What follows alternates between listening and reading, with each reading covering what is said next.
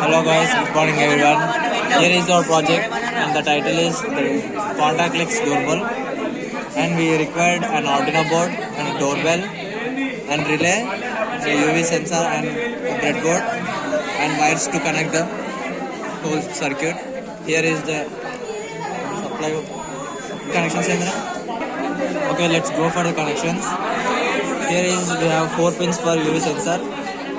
One black wire is the ground and the orange color is the VCC supply. It's the echo and it's a trigger pin. The trigger pin goes to the 11th pin of Arduino pin, and the other pin, echo pin, goes for 12th pin of Arduino board, and the one of the VCC supply to the supply of breadboard and ground to the ground, and the connections of the relay.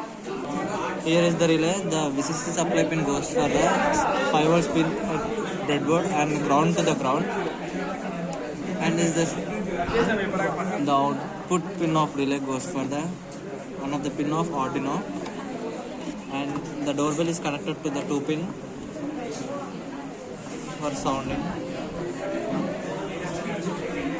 Here we are ready with the code in our laptop. It's on the supply. Okay, it's 10 meters. Yeah, it's working.